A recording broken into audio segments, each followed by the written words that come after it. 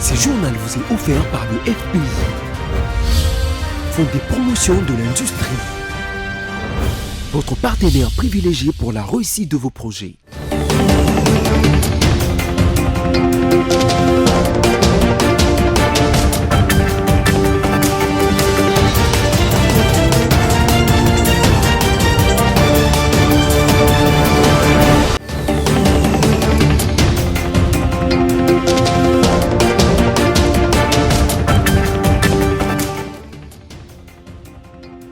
Mesdames, Messieurs, bonsoir et bienvenue à cette grande édition du journal sur votre chaîne BSI Télévision, place au sommaire.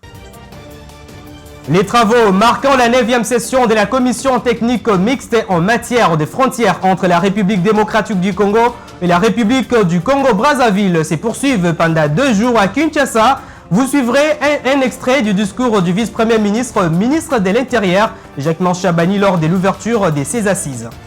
Un délai de 5 jours a été donné au gouvernement congolais pour réglementer les conditions salariales des enseignants. Passé ce délai, une grève sera déclenchée sur l'ensemble du pays, a déclaré les syndicats des enseignants du Congo. Et enfin, dans ce journal, vous allez découvrir le portrait de Mutombo Dikembe, le célèbre basketteur congolais qui nous a quittés hier à l'âge de 58 ans des suites d'un cancer du cerveau. Encore une fois, bienvenue à cette grande édition du journal sur votre chaîne BC Télévision. Débutons ce journal à Hongrie où le président de la République Félix Tshisekedi séjourne depuis les dimanches soirs sur l'invitation des autorités hongroises comme prévu. Dans son programme, Félix Tshisekedi a rencontré dans la journée d'hier son homologue, le docteur Tamas Siliok. Les deux chefs d'État ont discuté en tête-à-tête pendant 30 minutes sur des sujets d'intérêt commun. Lundi 30 septembre 2024, les rues de Budapest ont été ornées aux couleurs du drapeau congolais à l'occasion de la visite d'État du président Félix-Antoine Tshisekedi Tshilombo. Les autorités hongroises ont mis les petits plats dans les grands pour accueillir en beauté leur hôte de marque. Sous un doux soleil, il fait encore 16 degrés Celsius à Budapest. À 11h05 précise, Dr Tamas Siliok, président de la République de Hongrie, apparaît devant le palais présidentiel Sándor pour accueillir son homologue congolais qui arrive sous escorte de la cavalerie hongroise.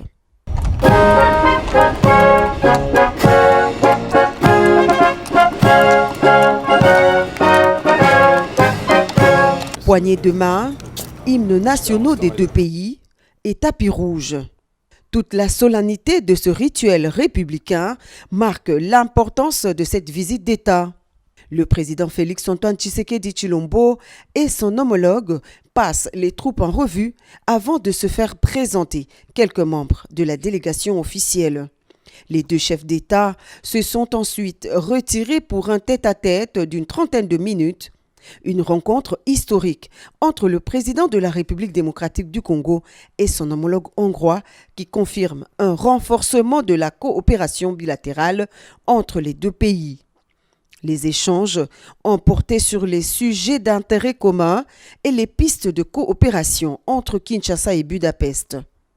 Bien que la Hongrie soit un régime parlementaire et que le président Siliok exerce un rôle essentiellement protocolaire, cette rencontre revêt toute son importance pour marquer symboliquement un lien direct entre les deux chefs d'État.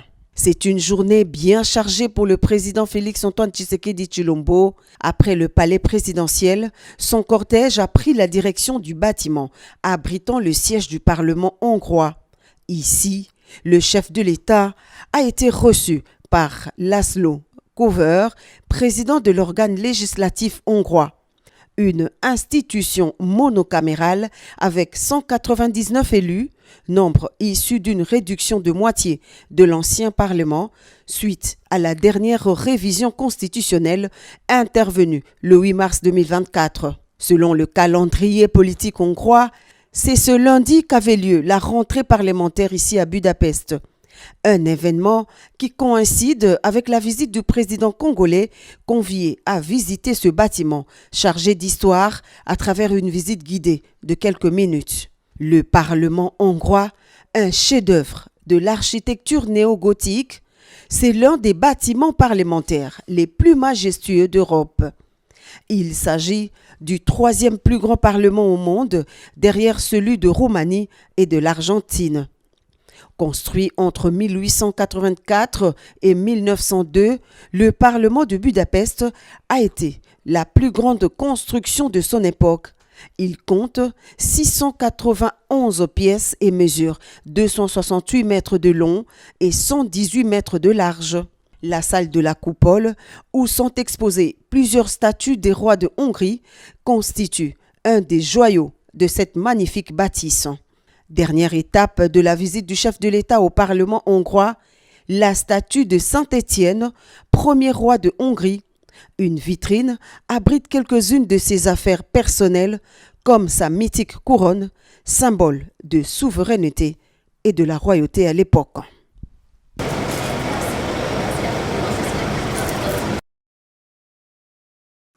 Et en cette même journée, le chef de l'État a rencontré également le Premier ministre hongrois, Viktor Orbán, pour les renforcements des relations bilatérales entre Kinshasa et Budapest. Une rencontre qui s'est terminée par un point de presse, l'occasion pour le Premier ministre et chef de l'exécutif hongrois d'exprimer sa joie et celle de tout son pays pour l'accueil historique d'un président congolais. Suivez.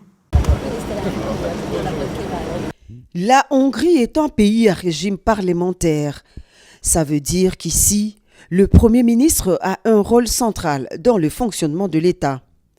En tant que leader de la majorité parlementaire, il est le chef du gouvernement et donc responsable de la conception et de la mise en œuvre de la politique nationale. Il représente aussi la Hongrie sur la scène internationale et participe aux négociations avec d'autres pays.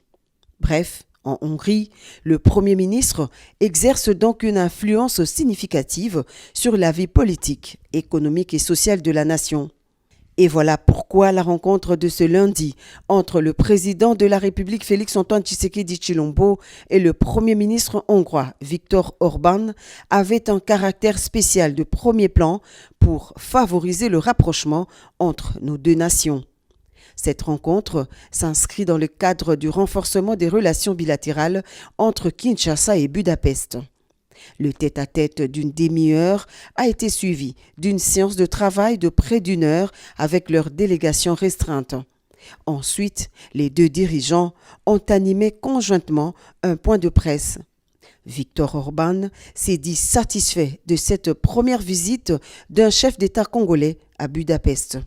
Le chef de l'exécutif hongrois a détaillé les axes principaux de la coopération bilatérale: l'économie, la politique, les infrastructures, l'éducation et l'agriculture. Aujourd'hui, nous avons décidé de lancer un programme stratégique global avec la RCD et avec le président Tshisekedi. Nous allons avoir trois piliers pour soutenir et maintenir ce programme. Le pilier économique, le politique et pilier infrastructurel et éducatif.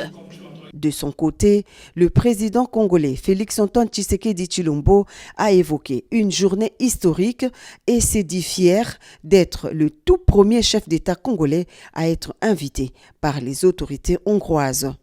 Après avoir mis en exergue les domaines de coopération, il a exprimé sa volonté de nouer un partenariat gagnant-gagnant en faveur de la RDC qu'il a présenté comme un pays riche en ressources naturelles, mais confronté à des défis de développement à cause de la guerre d'agression lui imposée par le Rwanda. Revenons à Kinshasa pour prendre cette information. Le préparatif de la première édition du marathon international de Kinshasa, prévu du 29 au 30 juin 2025, a été lancé dans la journée d'hier par la chef du gouvernement congolais, Judith Suminwa Tuluka, qui n'a pas manqué de souligner l'importance de cet événement pour les rayonnements de la République démocratique du Congo. Ginette Fika nous en dit plus. C'est un événement sportif de grande envergure qui rassemblera plus de 15 000 participants. Le marathon international de Kinshasa positionnera la République démocratique du Congo sous les projecteurs du monde entier. a dit la première ministre Judith Suminwa Tuluka lors de la cérémonie du lancement de ces préparatifs de la première édition de ces marathons.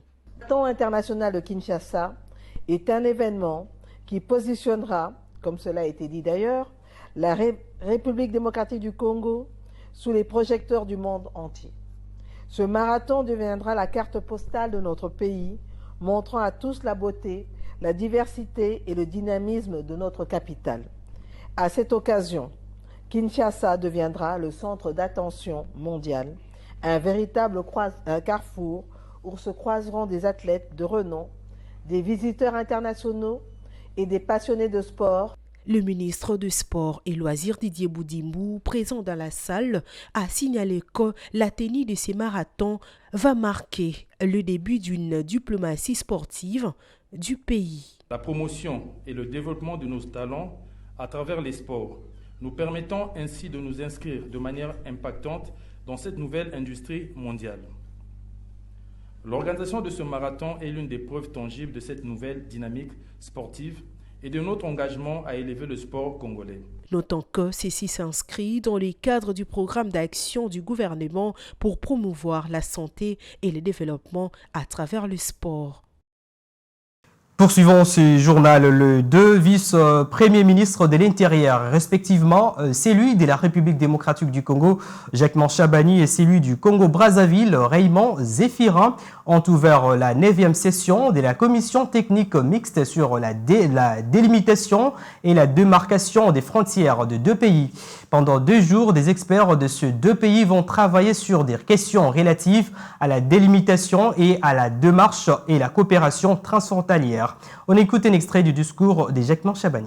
En cet instant, très honoré de prendre la parole au nom du gouvernement de la République démocratique du Congo devant cette assemblée pour d'abord vous saluer et ensuite remercier vivement le gouvernement de la République du Congo d'avoir accepté notre invitation en vue de prendre part aux présentes assises dans la métropole de Kinshasa. Je voudrais également, par la même occasion, au nom de mon pays et au mien propre, remercier particulièrement mon frère aîné, son Excellence, Monsieur le ministre de l'Intérieur, de la décentralisation et du développement local, pour ce mot de circonstance, combien fraternel et amical qu'il vient de prononcer. Car la République démocratique du Congo et la République du Congo sont deux pays frères, avec les deux capitales les plus rapprochées du monde, cela au-delà de la frontière qui les sépare. Ils sont condamnés à vivre ensemble, d'autant plus que tout au long des deux rives, ainsi que sur la frontière terrestre, nos populations ont une histoire commune. C'est tout le sens à donner à ces assises qui nous réunissent ici et qui constituent un cadre approprié d'échange et de réflexion sur les questions de notre frontière commune en ce qui concerne la délimitation, la démarcation et la coopération transfrontalière. C'est ainsi l'occasion pour moi de rendre un vibrant hommage et mérité à leurs excellences, messieurs Denis Sassou Nguesso, président de la République du Congo, et Félix Antoine Tshisekedi Tshilombo, président de la République démocratique du Congo, pour leur leadership et effort inlassable d'avoir toujours voulu privilégier le dialogue et la concertation en vue de régler tout différend qui peuvent surgir entre nos deux États.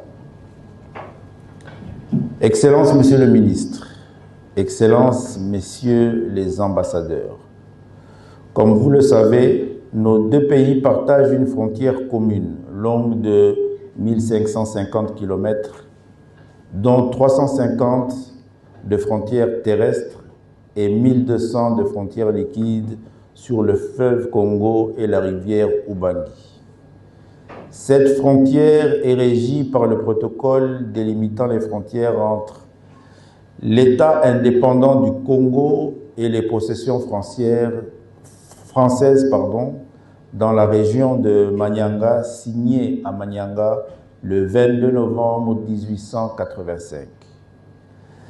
Elle est démarquée en partie dans cette région de Manyanga selon le procès-verbal des travaux de la commission d'abornement de la frontière franco-belge du 18 septembre 1954. Je l'ai annoncé au sommaire de ce journal, triste réalité mais vrai, à peine que la rentrée scolaire 2024-2025 a été effectuée, les syndicats des enseignants du Congo menacent déjà d'aller en grève sur toute l'étendue du territoire national. Si seulement aucune réponse favorable du gouvernement sur leur salaire n'arrive d'ici le 5 octobre 2024, ils ont tout de même affirmé que les écoles ne fonctionnent pas depuis le début de cette année scolaire. Suivez. Directeurs, chefs d'établissement, inspecteurs, nous constatons ce jour que les écoles ne fonctionnent pas depuis la rentrée scolaire 2024-2025. Il est à déplorer que le gouvernement de la République ne se préoccupe pas des revendications des enseignants, notamment en ce qui concerne les nouveaux barèmes salariales uniformisés à payer à tous les enseignants et inspecteurs de la République. Les enseignants NU et NP, la retraite des enseignants. De même, le Parlement congolais, en sa qualité d'autorité budgétaire, ne statue pas sur les minima de $500 exigés par les enseignants. En revanche, les gestionnaires intimident et contraignent les enseignants à travailler, oubliant que le travail d'enseigner demande de la sérénité. Nous demandons au gouvernement de la République de donner des réponses aux préoccupations ultimes et légitimes des enseignants avant le 5 octobre 2024, date dédiée à la Journée mondiale des enseignants. Passé ce délai, l'année scolaire 2024-2025 risque d'être sanctionnée année blanche par l'UNESCO. Et en dehors de nos frontières, le Conseil de sécurité de l'Organisation des Nations Unies a prolongé le lundi 30 septembre 2024 d'un an la mission multinationale de soutien à la police haïtienne, et sans évoquer la demande des transformations en force des Nations Unies comme demandée par les nouvelles autorités du pays où les gangs font la loi. Suivez. Le Conseil de sécurité de l'ONU a voté à l'unanimité pour prolonger le mandat de la mission multinationale dirigée par le Kenya visant à lutter contre la violence des gangs en Haïti. Sur le terrain, les premiers résultats restent mitigés. Il est donc clair que la mission, en l'état actuel, reste confrontée à de sérieuses limitations. Le soutien financier et matériel dont la MSS a grandement besoin demeure insuffisant. En outre, il ne fait aucun doute que la mission doit être renforcée pour être pleinement opérationnelle. Et dans ce cadre, la transformation de la MSS en une opération de maintien de la paix sous mandat des Nations Unies apparaît non seulement nécessaire, mais urgente. Un point de vue partagé par les autorités kenyanes qui appellent de tous leurs efforts à une véritable transformation. Avec le renouvellement de son mandat, la mission se prépare à établir les conditions permettant aux autorités haïtiennes de sécuriser le pays et de lancer la reconstruction sociale et économique. Cependant, pour y parvenir, la MSS doit rapidement atteindre son effectif prévu de 2500 personnes contre seulement 410 policiers déployés à ce jour. Cette nouvelle mission de paix des Nations Unies devrait bénéficier de plus de moyens. Alors que nous œuvrons à renforcer la mission MSS en Haïti, il est essentiel de répondre aux appels explicites du gouvernement haïtien pour garantir la durabilité à long terme de cette initiative. Comme l'a souligné le président Leblanc devant l'Assemblée générale, la transformation de la MSS en une opération de maintien de la paix des Nations Unies renforcerait la stabilité en offrant un financement plus fiable et en développant ses capacités. Le budget de cette mission multinationale était élevé à $600 millions par an.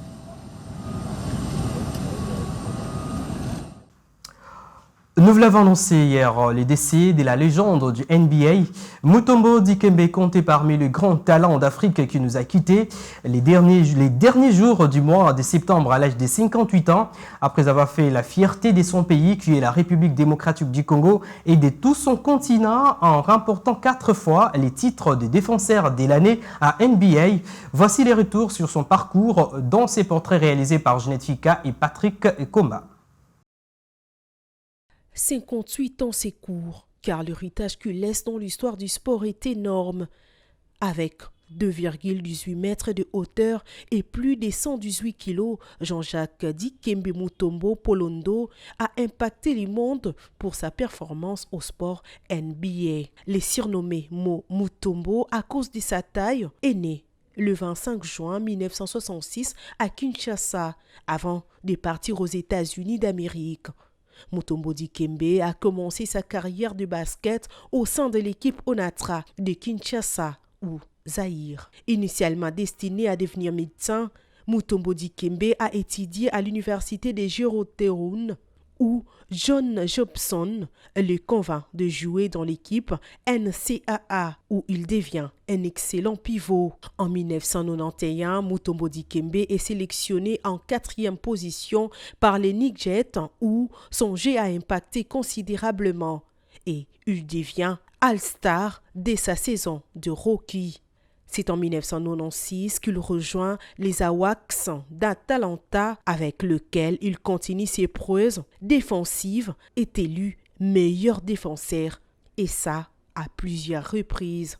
Mutombo Dikembe est également reconnu pour ses nombreuses implications caritatives, notamment en lien avec son pays natal, la République démocratique du Congo, où en 2005, il finance à hauteur de 24 millions de dollars américains pour la construction de l'hôpital d'Iyamba Marie Mutombo dans la commune de Massina, à Kinshasa, la capitale de la RDC. Malheureusement, le 30 septembre 2024, les derniers jours du mois de septembre, âgé de 58 ans seulement, Mutombo Dikembe décède de suite d'un cancer du cerveau. Que son âme repose en paix. Ce journal touche à sa fin avant tout les rappels des principes. Les travaux marquant la 9e session de la commission technique mixte en matière des frontières entre la République démocratique du Congo et la République du Congo-Brazzaville se poursuivent pendant 2 jours à Kinshasa. Vous avez suivi dans ce journal un extrait du discours du vice-premier ministre Jacquemain Chabani lors de l'ouverture de ces assises. Un délai de 5 jours a été donné au gouvernement congolais pour réglementer les conditions salariales des enseignants. Passé ces délais, une grève sera déclenchée sur l'ensemble du pays, a déclaré le syndicat des enseignants du Congo. Et dans ce journal, vous avez suivi le portrait de Mutombo Dikembe, le célèbre basketteur congolais qui nous a quittés hier à l'âge de 58 ans, des suites d'un cancer du cerveau.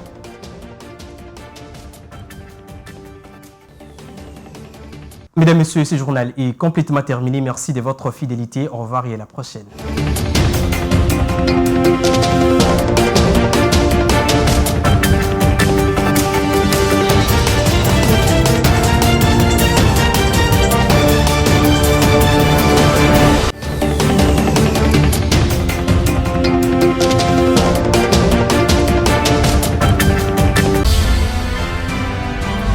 Ce journal vous a été offert par le FPI, Fonds des promotions de l'industrie, votre partenaire privilégié pour la réussite de vos projets.